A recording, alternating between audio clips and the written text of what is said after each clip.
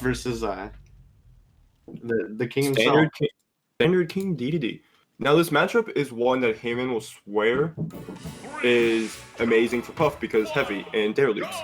If I have to hear Heyman talk about dare loops one more time, I'm going to beat him in a Puff Ditto. But as we can see here, Drewtwo is just gonna be rolling them out, which is a good decision. You never want to.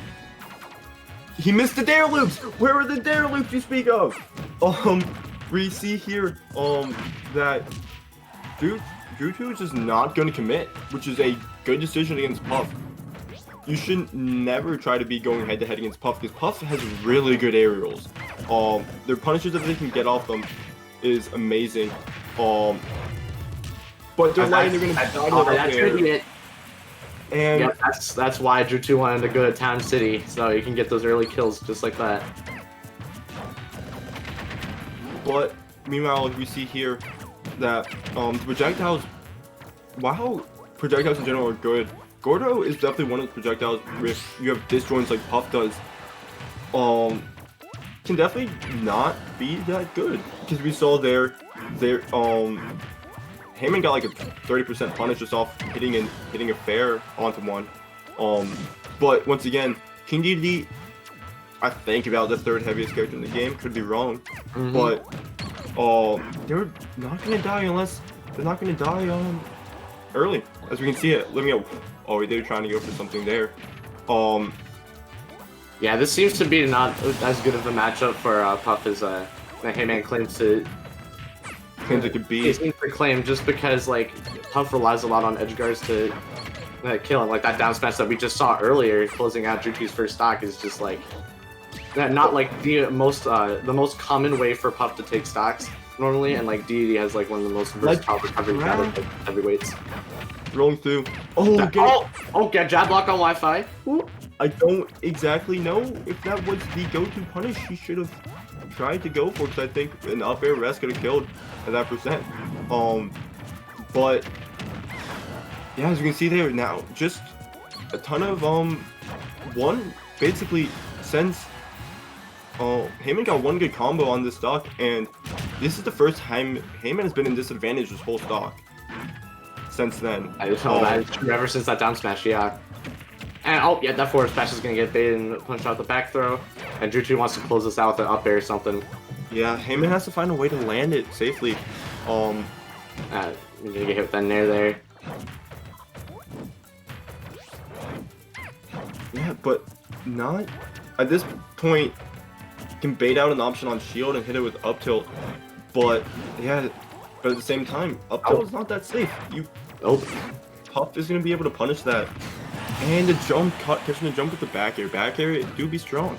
Yeah, and very solid ledge trapping coming out from Heyman right there. And, you're gonna get into the Gordo. Goodness. A very great situational awareness from Drewtwo here. We're gonna be seeing some ledge trapping of his own here. And F-tilt not quite going to close that out just yet. Yeah, and definitely the ledge trapping here. It definitely I'd argue, in terms of ledge trapping. Here we go, dare loop, baby? No, that was not good. That was not a good decision. But yeah, as we can see now, Drewtwo is in disadvantage. Ooh, this is not looking good for Drewtwo, but Heyman's gonna take back the stage control. Doesn't want to extend too far. Rather smart from on his part. Rolling into the neutral B, off stage, getting caught by the up air. Just can't force anything out at this point. Yeah, nope. Heyman's gonna play patiently. This is part of the reason why Heyman agreed to playing on Town City. Dead. No, he's not. No, okay, no F smash. We're gonna be getting the F tilt. Yeah, going. We're gonna dash attack. Never mind. Sorry. I'm not gonna lie. I don't think Heyman could get it back if we went the other way, which I think was a good bait, because it was making the D3 question if they could make it back. But and the up air. Their DI there. Yeah. Thank goodness for Heyman gonna be able to DI that. Yeah, but at this point, they're both at kill percent. And I'd argue at this point, Heyman is more likely to die than Drewtwo. We'll see though, because Heyman is consistently getting Drewtwo off stage exactly where Puff wants him. Yeah, but Once again, Puff being really light and Rage D3 on down. Rage D3 as well as just the consistent ledge trapping with the Gordos. Very scary for that Puff. And he's just getting hit by the Gordos, trying to escape these ledge trap options. But this also shows once again how good. Up tilt, but that's fourth throw. Back in the eye, but somehow living it. Oh, yeah, he's definitely gonna have to go back that way. Hitting the Gordo back. This is gonna be. Oh my god, this is so close. Only a minute half left on the clock and Puff Nares. Oh, that's gonna close it out. Barely taking it there. I don't know. I think Drewtwo has to stop committing so much. I feel like a lot of the times they were trying to get too aggressive when you don't have to against Puff. A lot of people kind of just get the thought process, oh, I have to kill Puff before they kill me. But I don't think people understand, if you have disjoints, you can just wall Puff out as long as you don't commit to options. Because that's where Puff excels a lot with the disjoints. They have disjoints of their own, but they're not great necessarily. They're just big hitboxes. And if you can wall out Puff with your own disjoints, most of the time your disjoints will win because they're not connected to the body. And a big thing we saw there definitely was on that second stock. We just saw Heyman was just an advantage the whole time because Drewtwo, that is definitely a good part of Puff, the big advantage state that the character has. It's also what makes Puff pretty formidable against a lot of these characters that have bad disadvantage states. If you take a good advantage state with a bad disadvantage state, bam, you have a terrible matchup at times, which I think maybe Heyman was on to something, although started to slip a little bit near the end. But I guess we'll have to see now, depending on what the counter pick could be, on what the character what stage they decide to go to. I'd argue probably a little bit more.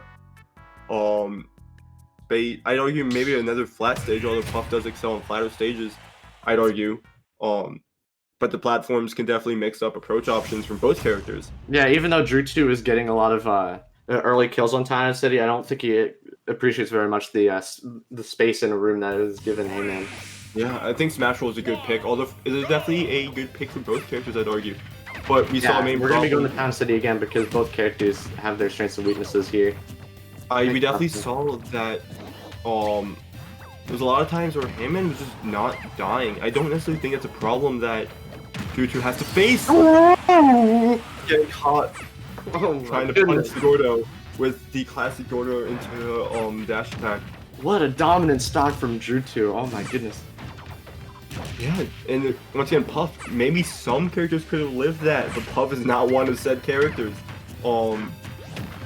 At this point, yeah, it's just gonna be if Heyman has to try to find a way to get in without forcing themselves into overcommitting. That's exactly what's going on right now. Yeah, it looks like once again, there's a thing, going too low and getting caught by the second up air is definitely gonna put them now in disadvantage. Ooh, the dash attack there. Can they make it back? They can. Not getting clipped on the up B. Not on the up B, on the air dodge. But yeah, just there wasn't much that Heyman could even do there. Just getting clipped. Alright, yeah, Heyman's doing a little bit better job of dealing with Drewtwo's ledge trapping. Now, very interesting decision. You almost never see that move thrown out in these tournaments. And still gonna get caught by the Gordo. I feel like Heyman's not being as patient with waiting out Drewtwo's ledge trapping as he was before, and it's showing right now, down 3 stocks to 1. Like, I feel like Heyman was able to win last game in large part because he was able to just, landing a Sing in the F smash. That's going to take the first stock. I think a good decision not to go for the rest there. I don't think it was necessary. That was not, no. And definitely could more of the dare loops. Mixing them up. But that is definitely going to be It's 32% bracket. Definitely going to be the 32% that Heyman will take any day of the week, even if he could extend it more. But the hammer's coming out. You know, Drewtwo's feeling it. Oh, he's holding it. Don't go to ledge. Wow. That was a very interesting decision, especially considering how Puff's able to just stall and wait it out. You could. I think you can hold it infinitely. You're just gonna take a lot of damage. What? Oh my god, he went for that. Huh? He really went from singing the up air into another sing into a rest. I mean, that's what he needed to do in order to bring this back. Oh, alright, we're gonna make it back. We're gonna go background clock. Ness Lucas tier air dodge. Yeah. But not a good position for Heyman. Very interesting decision from Heyman running the jumps there. The dare's not doing enough damage to send the Gordo back. Nope. At this point, up tilt is gonna kill. Most of the aerials should kill at this point. Not F tilt though, because F tilt weak. Down tilt. Interesting trying to 2-frame with the forward smash. I think at this point, maybe even jab could kill from Drewtwo. Probably. And the roll out into Gordo. Drewtwo's gonna take game 2. Yeah, part of the namesake, I guess. Yeah. That was just a dominant first stock. I mean, that was just a dominant first stock. Yeah. And Heyman wasn't able to come back. He wasn't doing all the things that won him game 1 as consistently.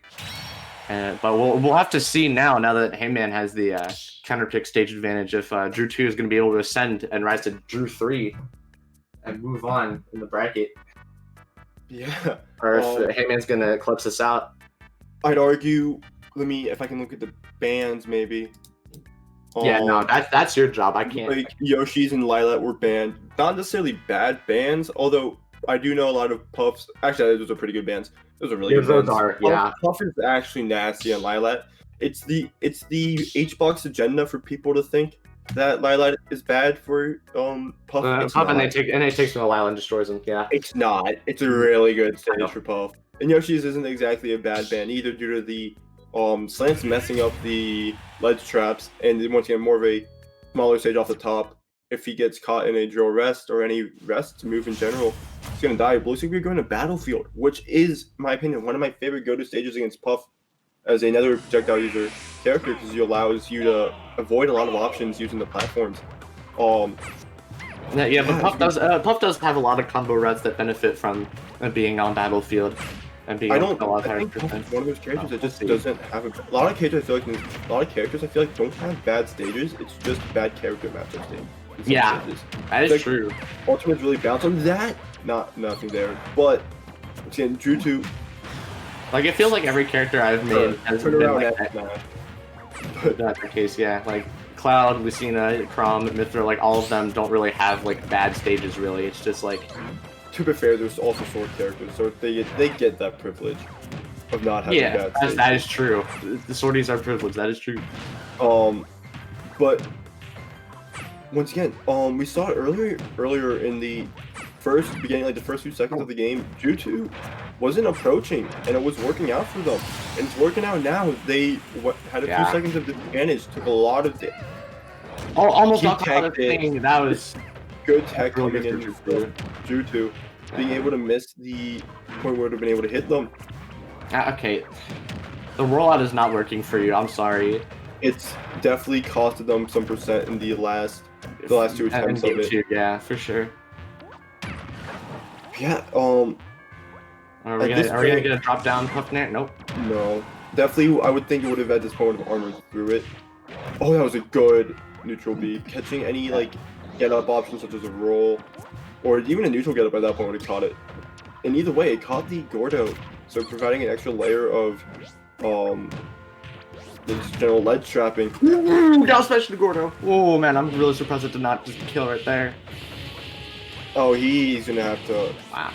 Heyman's doing a much better job this game of countering Drewtwo's ledge trapping, but like every other aspect of Drewtwo's game plan is just adapted so well. Yeah, so they're just armoring through.